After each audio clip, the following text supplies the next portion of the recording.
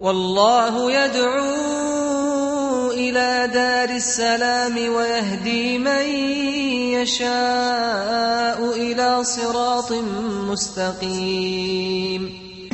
Islam is for every race. Welcome to this week's edition of the Beauties of Islam. I'm your host, Yusuf Estes, and for the next few minutes we're going to be talking about one of the many beauties of Islam.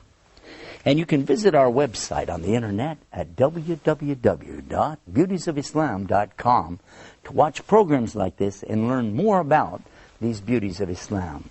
Today I'd like to continue talking about our relationship with our Prophet Muhammad, peace and blessings be upon him. In previous episodes we've talked already about the other prophets such as Noah and David and Suleiman, Abram and Moses, and also Jesus Christ, peace be upon them. We discovered that, in fact, the people who followed them at their time were the true believers and all people who were entitled to go to paradise. Likewise, Islam is teaching us that today those who know and understand the message that came with Prophet Muhammad, peace be upon him, and follow him will also receive the same salvation, the salvation of going to paradise. Along the way, what we discovered was that there are even details of our lives that are found in the Sunnah. Sunnah means the way of Prophet Muhammad, that are beneficial to us in this life and certainly in the next life. We found that in the Quran the teaching is to obey Allah and obey His Prophet, that He is the example for all of us. He's the mercy to all of the worlds, and also He's the example to mankind to know how to live, how to act, even how to die. And that's what I wanted to speak about today, is this concept of knowing how to live and die. Allah tells us in the Quran that we were created in the very beginning inside of our mothers from something called an alaq. And these were the first verses, the first words actually, that came of the revelation. The Prophet Muhammad, peace and blessing be upon him, was about 40 years old at the time, and he was in a cave meditating near Mecca, in a place called Jabal Nur, or the Mountain of Light. And then the angel came to him, the angel Jibril came to him. This is Gabriel in the English language. And when he came to him, he commanded him in the Arabic language, Iqra! Prophet Muhammad, peace be upon him, just like, what? What do you want me to do? He said to him again, Iqra! Prophet Muhammad said, La ana biqari. He said, Iqra! Now, what is the Iqra? What does that mean? Now, a lot of people translate that to be the word read. Read. But is it really the word read? Actually, no, it's not. It means something bigger than that. It means to recite, as in reciting from memory. To recite. And what shall I recite? Iqra bismi rabbika alladhi khalaq. Khalaqal insana min alaqa. Iqra wa rabbuka al-akram. Alladhi alama bil kalam. Alamal insana ma lam yalam. And the meaning more or less to the English language is saying that recite in the name of your Lord, who created the human being from a leech-like clot of blood. And that's exactly what we find today is the beginning of a human being. He starts out like this little teeny clot of blood shaped like a leech inside of his mother, inside the raham of his mother, the place of mercy. Recite, and your Lord is so generous, who taught man how to use the pen, taught the human beings what they didn't know. And who is this? This is the Lord of the worlds who is speaking to us via this conductor, which happens to be the angel Gabriel, Jibril. Now, when Prophet Muhammad, peace be upon him, comes, he has the revelation, and the people are listening to what he's saying, but at the same time, his life itself is an example for us. Consider this. Here are some of the things that he lived. He could preach if he wanted to, but how about live it? So many times we hear people talk the talk, but we don't get to see them actually walk the walk. We hear preachers, for instance, today telling us about not having sex until marriage, and then we find out some of these preachers themselves are doing these things. Now, what kind of an example does that set for our youth? Certainly not anything I'm impressed with. You either. We hear people speaking about a lot of things, but they don't live up to it. The Prophet Muhammad, peace be upon him, on the other hand, I want you to listen to this. He never, ever even had a date with a girl, much less even kiss any girl, until he got married at the age of 25 years old. He himself was a virgin, and he married a lady who had been a widow. Her name was Khadija radiallahu anha. That means, may Allah accept from her. She was the first to believe in him as a prophet, and she was the first to support him in his efforts as a prophet. And do you know he was married to her for all those years until she passed away, and he never even looked at another woman. So much so that this is one of the parts, it's a good example for us as men, Muslim men today, that we don't consider anything other than marriage to a woman, and when we're married to her, we don't consider anything else with any other woman. And that's the teaching of Islam, but he lived the example to show it to us. People often want to criticize our Prophet Muhammad and talk about, well, he had so many marriages. But in reality, I'm going to tell you something. It's not like marriages that people think about today. Today, marriages are a matter of convenience to people to get what they want for themselves, their own gratification. It's true. And a lot of people don't even bother to get married to get their gratification, and you know what I'm talking about there. But in Islam, it was always forbidden, and still forbidden today, for a man or a woman ever to have a relationship outside of marriage. If a man is married, he can have all the relationship he wants with his wife, and she with her husband, as much as they like, within certain limitations. How beautiful that relationship is. But never, even as a joke, should Muslims even consider something about doing anything outside of marriage. And Prophet Muhammad, peace be upon him, was the best example. Now let's talk about his marriages.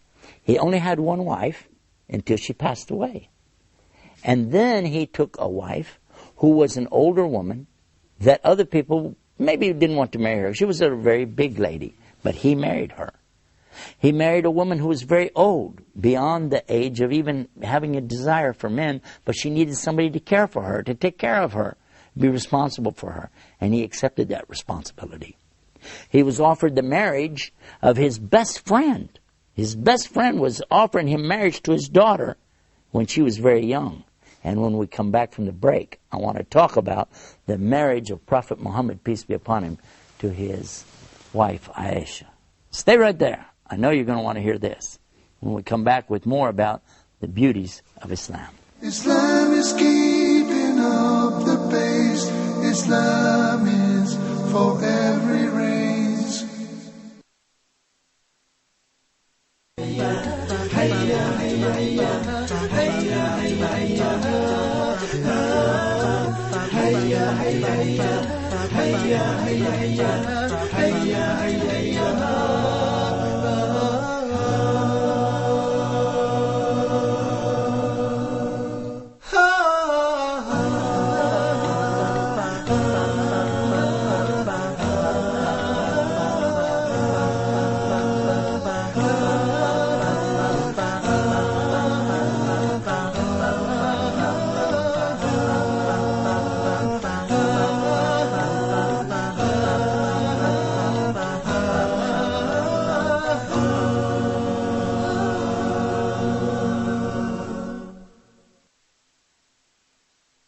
Islam is keeping up the pace.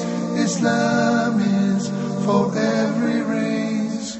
We're back and you're watching the beauties of Islam. We've been talking about the relationship that we as Muslims have with the Prophet Muhammad, peace be upon him. We've discussed how he's the example for us, and we particularly talked about sex life, and we were saying that the Prophet Muhammad, peace be upon him, had never ever engaged in anything like this except in legal marriage to his wife. We left off in the last part of this episode talking about his marriage to Aisha. I'm sure many of you want to know about this. This is the famous story that many people have twisted way out of shape, and certainly something for us to delve into, and I want to at least briefly touch on this subject. People have accused the Prophet Muhammad ﷺ, peace be upon him, of some very illicit actions, especially with regard to this topic. So let us examine exactly what it's really about. First of all, the teaching that we have comes from Aisha herself. Now, all we know about her age is what she said herself. So the first thing we would ask you is, do you believe her? And if you said yes, do you believe her in everything she says or just some things? If she was going to testify in a court of law, would you accept everything she said? Because we would. We'll be the first to accept what she said. But do you know what it was she said? Actually, here's how she presented it. She said she was outside playing in the dirt with her toys, with her friends, whatever. Her mother comes to her. Now listen carefully. Her mother comes to her and tells her, let's go inside the house. So they go inside. Now, when she gets inside, she finds her father is there. Now, so far, mother and father. Got it? And her father is offering her in marriage to Prophet Muhammad, peace and blessing be upon him. Understand clearly, it was not the Prophet Muhammad, peace be upon him, that came to them saying, hey, I need a wife. It was the other way around. They were coming to him and saying, look, we would like it very much if you'd consider marriage to our daughter. Because this was known to be a custom of the tribes at that time to offer their young daughters, even when they were first born, to offer them in marriage. That when the child is old enough, take the child and that's your wife. But what we found in Islam is something amazing. In chapter 4, verse 19 of the Quran, Allah clearly says, O you who believe, you do not inherit women against their will. So women could no longer be married off without their own consent, and it's not considered that a young girl, 6, 7, 8, 10 years old, is old enough to make such a choice. Not until she reaches the age of puberty and she has the full mental capacity and maturity to make that decision. That's what we learned from this example. Because guess what? In the rest of the story, she said she went back outside to play. Now, how could anybody get anything out of that except the clear message that they didn't get married at that time? Because she did go back out to play. Now, there's another hadith or story that comes, then she again tells us she was older. This is another example of not understanding correctly, and many people don't. Maybe some Muslims don't either.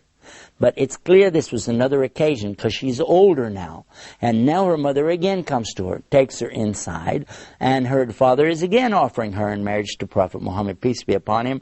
And guess what? At this time she was old enough, mature enough, and old enough to have children, and she made the decision herself to accept that her father was offering her in marriage, and she said yes, she would like to be married to Prophet Muhammad, peace be upon him. If I stop there, that's sufficient for you and I to realize that this is not a story of something bad. It's a story of something good. Because look at this. She then continues, and I'm going to ask you, if you accept one thing she says, do you accept it all? Because she continues, and she says that it was the best of relationships. They used to run and play together. She said, I used to race with him, and I used to beat him in the races. But then when I got old and fat, she said, got fatter, that he could beat her in the races. And that they used to play, and they had a lot of things they did together. She used to tease him. She used to play games against him. One time she even did something that's mentioned in Quran about telling him honey smelled bad on his breath, and that was out of jealousy. These are many stories we can talk about, but the main thing is to know what was the relationship between her and her husband. And it was such that even after he died, that she continued to be so faithful to him. She never considered ever marrying another man. Even though she was a young lady, maybe in her early 20s, she never considered to get married to any other man. All of her life, she continued to say only the very best about her husband. In her whole entire life, she never said any disparaging word against her husband. In fact, I like for you to think of this. Instead of Shakespeare's Romeo and Juliet, where two young kids go against their parents and they commit suicide, here we have the story of Muhammad and Aisha, who are in love so much that even death didn't separate them, and they had the highest hope for a life together in the paradise. You choose which of the teachings sounds the best to you. For me, it's one of the beauties of Islam. Until next time, peace. Salam. Islam is peace, Islam is ease, Islam is not danger or disease.